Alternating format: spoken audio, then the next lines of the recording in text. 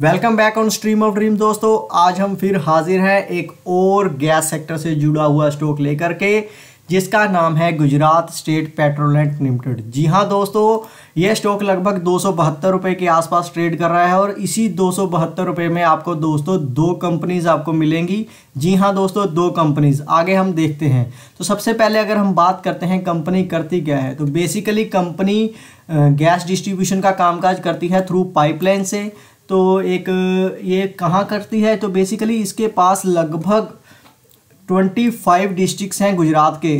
33 में से 25 डिस्ट्रिक्ट्स में ये अपनी गैस पाइपलाइन के थ्रू गैस सप्लाईज करने का कामकाज करती है और देश की सबसे सेकंड लार्जेस्ट प्लेयर है दोस्तों। Second largest gas transmission company है जो पाइपलाइन के थ्रू गैस ट्रांसमिशन का कामकाज करती है। इसके अलावा अगर ये घर को छोड़ दें तो इसके अलावा ये स्टील प्लांट्स को, रिफाइनरी को, पावर प्लांट्स को, टेक्सटाइल कंपनीज को, यानी कि इंडस्ट्रियल को भी ये अपनी पाइपलाइंस के थ्रू गैस सप्लाई करने का कामकाज करती है दोस्तों। अगर हम बात करते हैं तो कंपनी की सब्सिडरी है दोस्तों गुजरात गैस लिमिटेड, जिसमें कि लगभग कंपनी ने 54% का स्टेक लिया हुआ है दोस्तों। आप देख सकते हैं कि तभी हम कह रहे थे कि आपको एक स्टॉक में 272 रुपये में दो स्टॉक्स मिलने वाले हैं। एक तो गुजरात स्टेट पेट्रोनेट लिमिटेड का और दूसरा इसी कंपनी की इन्वेस्टमेंट है गुजरात गैस लिमिटेड में भी। तो आपको इस प्राइस में लगभग दो स्टॉक मिलेंगे, गुजरात गैस लिमिटेड और गुजरात स्टेट पेट्रोनेट लिमिटेड। इसके बाद अगर हम बात करते हैं कंपनी के अभी एक्सपेंशन कर रही है दोस्तों, जो कि महानसा इन गुजरात से लेकर के जो बठिंडा इन पंजाब में जो पाइपलाइन बिछ रही है वो लगभग 5500 करोड़ के आसपास की इस पे कॉस्टिंग आने वाली है, वो ये बिछाने का कामकाज कर रही है गुजरात स्टेट पेट्रोनेट लिमिटेड।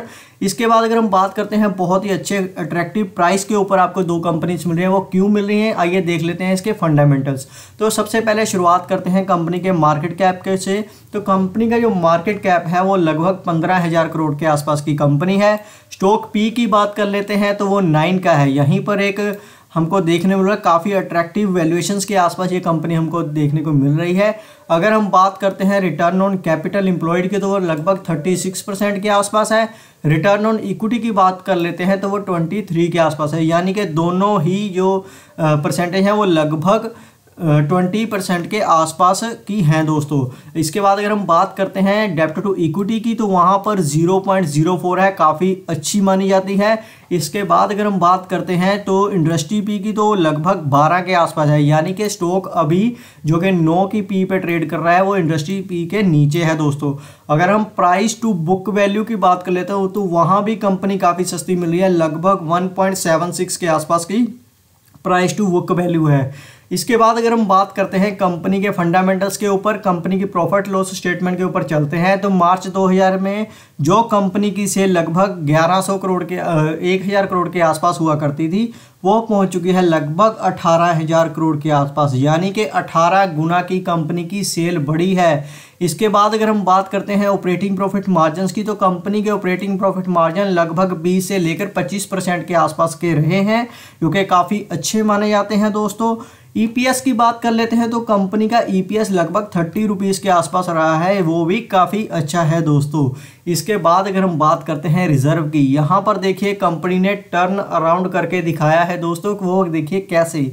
तो जो रिजर्व कंपनी के लगभग 1500 करोड़ के आसपास हुआ करते थे तो वहाँ वो पहुँच चुके हैं लगभग 7300 करोड़ के आसपास। और जो बोरिंग देखिए दोस्तों, लगभग 1500 करोड़ के आसपास की बोरिंग थी कंपनी के ऊपर, वो पहुँच के महज 700 करोड़ के आसपास, यानी कि कंपनी ने बोरिंग को तो कम किया ही है, अपने उधार को तो कम किया ही है दोस्तों, लेकिन अपने रिजर्व को बहुत ही तेज़ी से बढ़ा लिया है दोस्तों। इसके बाद अगर हम बात करते हैं कंपनी के शेयर होल्डर पैटर्न के बारे में तो कंपनी के पास लगभग 37% के आसपास की होल्डिंग है। एफआईआईस की इन्वेस्टमेंट लगभग 17% के आसपास है। डीआईस दोस्तों 24% के आसपास है। गवर्नमेंट के पास लगभग 2% की होल्डिंग है। इसके बाद आती है पब्लिक, आम पब्लिक, यानी कि आप और मैं, उनके पास सिर्फ 19% के शेयर्स हैं दोस्तों, यानी कि 100 में से सिर्फ 19 शेयर हैं जो आम पब्लिक के पास हैं दोस्तों। इसके बाद अगर हम बात करते हैं टेक्निकल चार्ट की, तो ये देखिए दोस्तों कंपनी का जो technical long term technical chart देखते हैं तो वो देखिए दोस्तों अप ट्रेंड की तरफ है। अगर हम मीडियम टर्म देखते हैं तो वो लगभग डाउन टर्न हमको दिखाई दे रहा है, यहाँ पर थोड़ा सा कंसोलिडेशन हमको बनता हुआ दिखाई दे रहा है। शॉर्ट टर्म में थोड़ा सा अप ट्रेंड हमको दिखाई दे रहा है और एक फ्लैग पैटर्न बनता हुआ हमको दिखाई दे रहा है। अगर हम मीडियम टर्म की बात कर लेते हैं तो यहाँ पर डबल बॉटम जैसी स्थिति बनती हुई हमको दिखाई दे रही है। इसके बाद अगर हम बात करते हैं कंपनी के चार्ट पैटर्न हमको दिखाता क्या है दोस्तों, यहाँ पर एक राउंडिंग बॉटम पैटर्न बनता हुआ दिखाई दे रहा है दोस्तों, जिसका के ब्रेकआउट आ चुका है दोस्तों। इसके बाद अगर हम बात करते हैं कौन से ऐसे लेवल्स होंगे यहाँ पर ये स्टॉक बाय किया जा सकता है, वो क्या इसका सबसे पहला और क्या दूसरा टारगेट होगा। तो सबसे पहले अगर हम बात करते हैं कंपनी के बाइंग प्राइस की, तो वहाँ लगभग 277 रुपये से लेकर के 260 रुपये में अगर आपको ये स्टॉक मिल जाता है तो आपको इसको बाय कर लेना चाहिए दोस्तों, लेकिन अपने फंडामेंटल एनालिसिस की खुद करके या फिर अपने फाइनेंशियल एडवाइजर की सलाह लेकर, क्योंकि हम दोस्तों सेबी रजिस्टर्ड नहीं है। कृपया निवेश करने से पहले अपने इन्वेस्टर एडवाइजर्स की सलाह जरूर ले लें। इसके बाद अगर हम देख लेते हैं कौन सा वो गोल्डन कह सकते हैं प्राइस होगा जिसके आसपास ये स्टॉक आपको बहुत ही अट्रैक्टिव वो होकर बहुत ही अग्रेसिव होकर बाय कर लेना है, वो है लगभग 250 रुपये के आसपास का जो स्टॉक का प्राइस है। बहुत ही अट्रैक्टिव, बहुत ही सस्ते वैल्यूएशंस के आसपास आपको मिल जाएगा दोस्तों, अगर वहां मिलता है तो। नहीं तो आप यहीं पर लगभग 30% की बाइंग कर सकते हैं दोस्तों। इसके बाद अगर हम बात करते हैं तो सबसे पहला टारगेट होगा लगभग सबसे पहला रेजिस्टेंस जो कि है लगभग 320 रुपये के आसपास। अगर हम बात करते हैं सेकंड टारगेट की तो वो लगभग 375 रुपये के आसपास बनता है। आज की वीडियो में इतना ही दोस्तों, जल्द हाजिर होंगे नए वीडियो के साथ। धन्यवाद।